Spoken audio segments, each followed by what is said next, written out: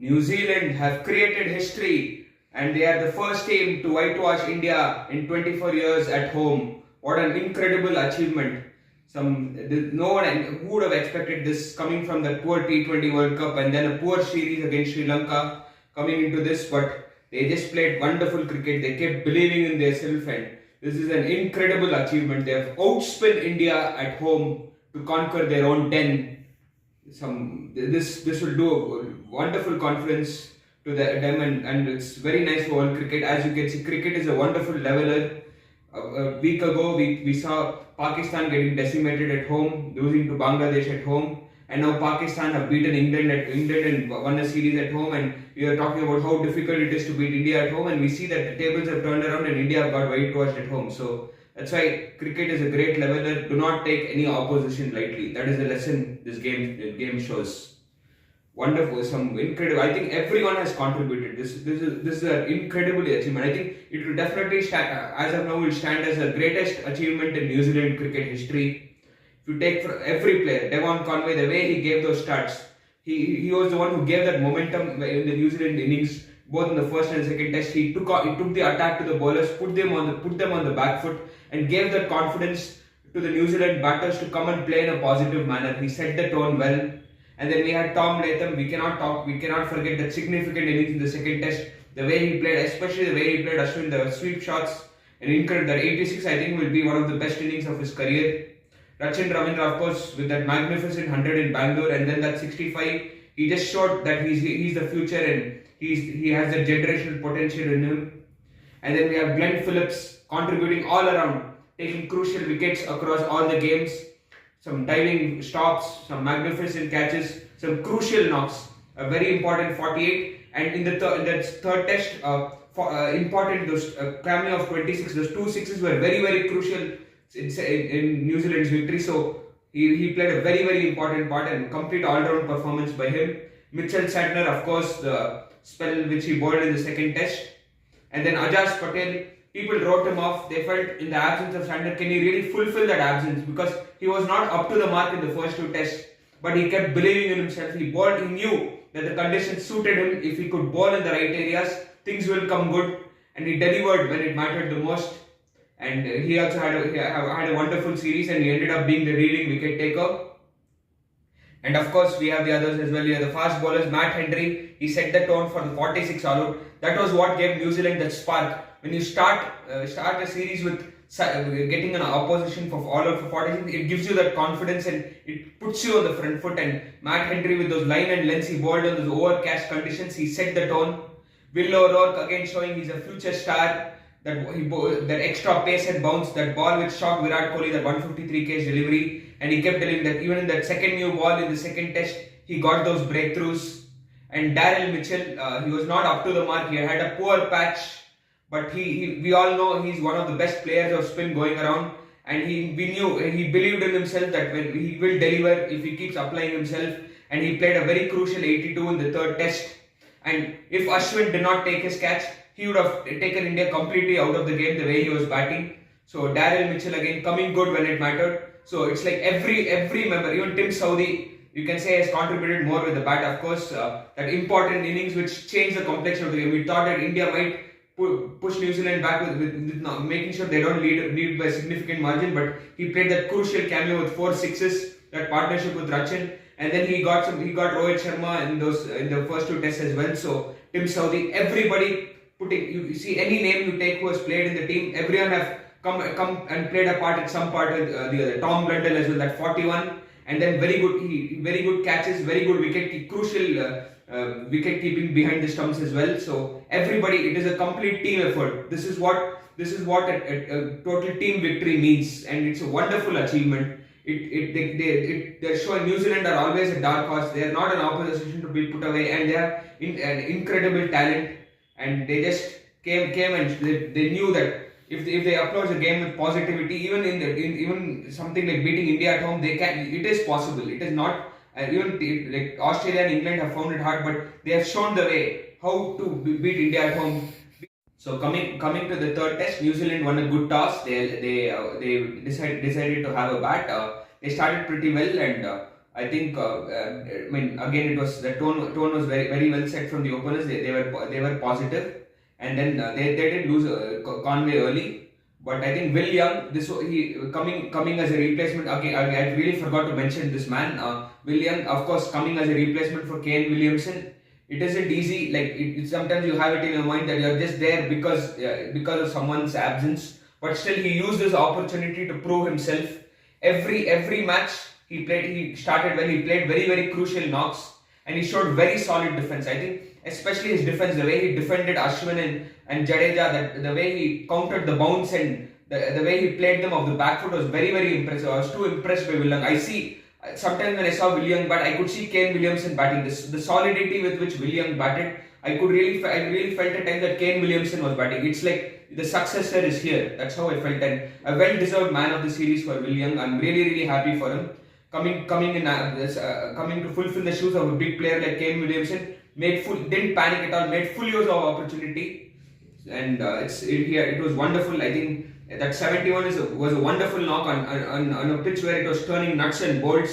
The way he applied himself was absolutely sensational. I just loved watching him bat. Again, you cannot ignore his contribution, of course. And I think then later on, Will Young and Mitchell had a good partnership.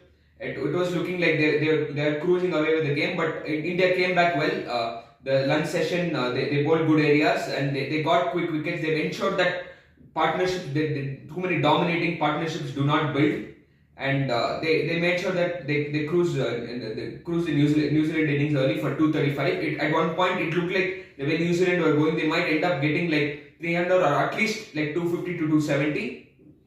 But it was a wonderful effort to pull the innings back. I think the spinners came back well.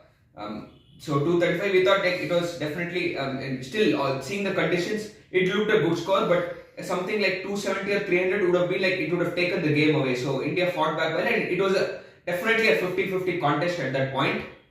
And they started off brilliantly as well. Again, Rohit Sharma, I think what has happened to Rohit Sharma is, since that 2023 World Cup, since he has built that selfless approach to his game, it's tuned in his mind to go hard at the bowling, and that he's not showing that thing to get back that defensive zone in when it comes to red ball. He's just trying to blindly attack the bowlers and giving away his wicket. I think that is what has happened. Like why Rohit Sharma evolved as his test batter is the value he had given to his defense, the way he improved his solidity in his defense to counter swing, and the way he was leaving balls outside the off stump. That was the thing which helped Rohit Sharma evolve as a test batter. But I think the way he has been playing too much limited overs cricket of late, he has tuned his mind to go after the bowling, and he has thrown away his wicket a lot. And I think he needs to. I think this is where Rohit Sharma, Virat Kohli, in that break they had, they should have gone and played domestic cricket. I think now also before the BD series, it will be good if they can go and play Ranji Trophy for the states.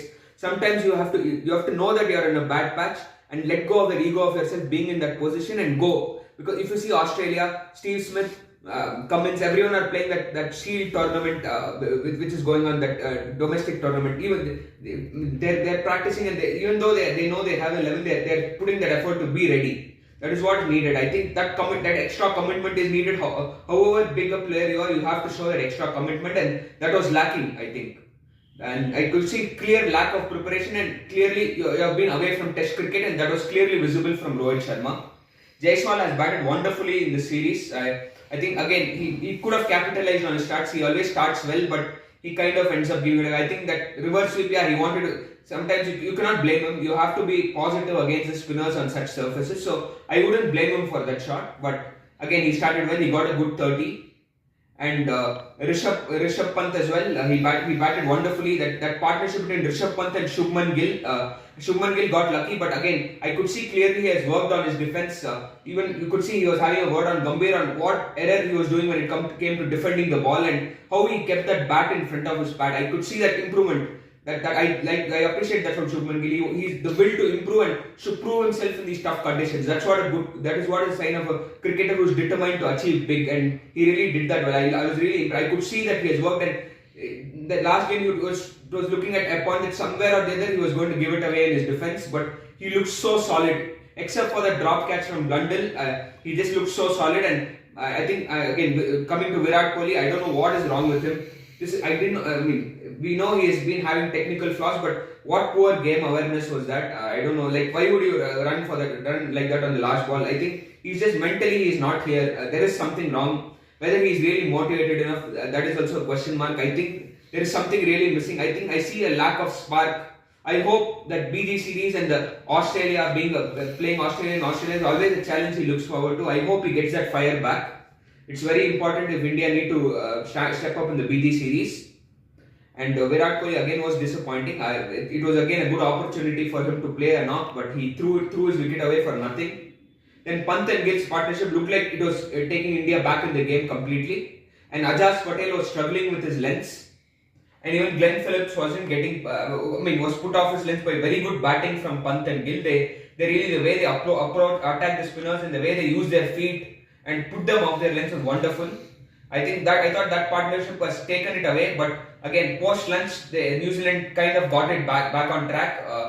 I think Gill got lucky with the drop chance as well, and they did capitalize on it. Wonderful, and I think Gill really deserved that 100. He batted really well. He got out to a very good ball. I think everyone got out to good balls. I wouldn't blame India in that first innings. The googly by Issodi also was very well bowled to get Pant, and kind of unlucky with the umpire's call. So yeah, later on they made sure that the lead wasn't that big. I think the 263, you can say a 28 run lead. It was always in the balance. The game was going in a 50-50 manner. And I think it was getting tougher as the days progressed. It was getting more harder to bat, and more the cracks were opening up, and it was spinners were getting more purchase. So it was a very massive challenge for New Zealand, and they did lose some quick wickets. But again, Darrell, Mitchell, and William, they batted that partnership. That partnership looked like it was taking the game away from India. They looked like they were batting on a complete, like how Pant and Gill were batting. Same way Mitchell and Young looked like they were batting on totally different surfaces, and Young's the defense and the temperament that he showed was just too impressive. Sometimes I feel like why this cricketer hasn't achieved to his fullest potential sometimes, and I think he really batted very well. I think this third test alone he deserves the man of the series for the way he batted in the toughest of conditions, being in the shadow, being a replacement for your best batsman. To show that determination and temperament was incredible. I just love the way he batted, and Mitchell was looking good.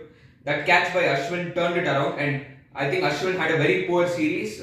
But I think then later after taking that catch, Ashwin got that fire back in him. He got that confidence back, and he knew New Zealand were going to attack, so he got that T20 kind of approach to his bowling. So he started bowling carom balls. He started thinking more like a T20 bowler, and he got that thinking back. And I think he bowled very well in that session to make sure New Zealand don't get that significant lead. And I think 147, honestly, I felt it was India's game. I knew, it is not an easy surface, but I never felt India was that bad to not be able to chase 147, however tough the surface.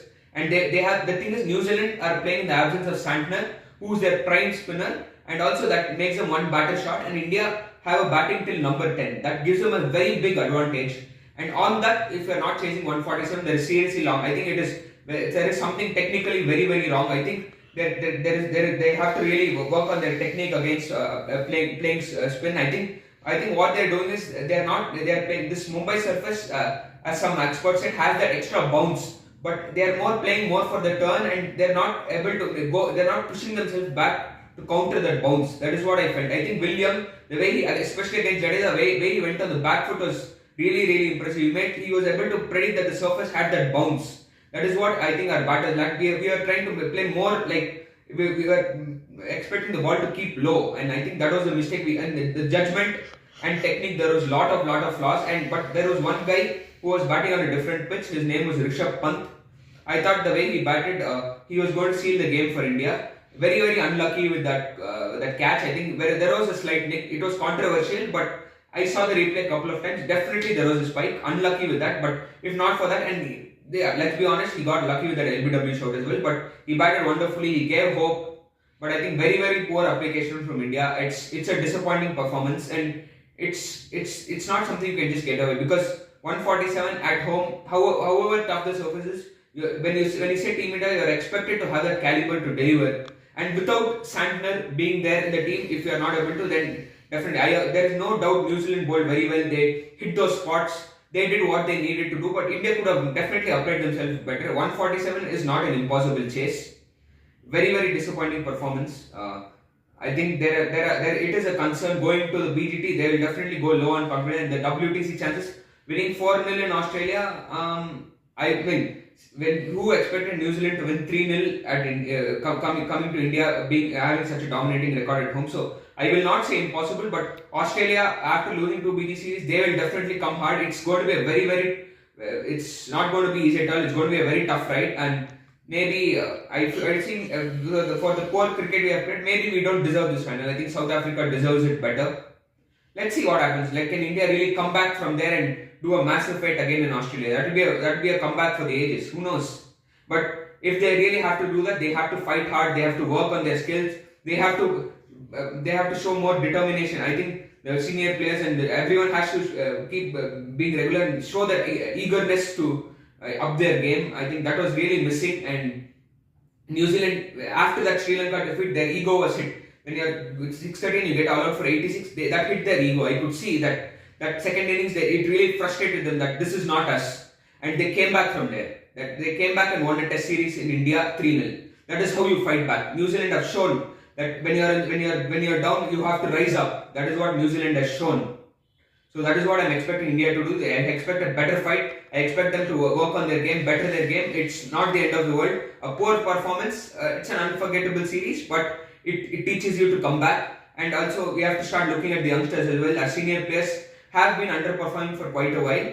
I have huge respect for Rohit and Kohli, of course, but if you see their numbers from the last 5 years, it has dipped down a lot. Slowly, you will have to transition. You have to get the younger players from the domestic circuit in, blend the senior and junior players. That transition also needs to happen smoothly. And I think with Abhimanyu Iswaran, Sai Sudarshan, there are a lot of good prospects out there. So slowly expecting the transition phase. We might have that phase where our performance might not be completely up there, but slowly we will get there again. That is what it's like, how that 11-12 we had that bad time and we came back to this dominating era. So we might have to see that transition. So we will have to be ready for that. But I hope that they keep believing, and it's not be like you look completely get demotivated by a poor result. It's a good opportunity to step back up and prove yourself again. And so a wonderful series. Congratulations New Zealand on your greatest ever triumph. I'm really happy. Tom Latham has shown the way. He has shown that nothing is impossible, and why New Zealand is such a quality and determined team, and a team which should never be counted out. A complete team effort, magnificent success, and a wonderful victory. I'm hoping India come back stronger.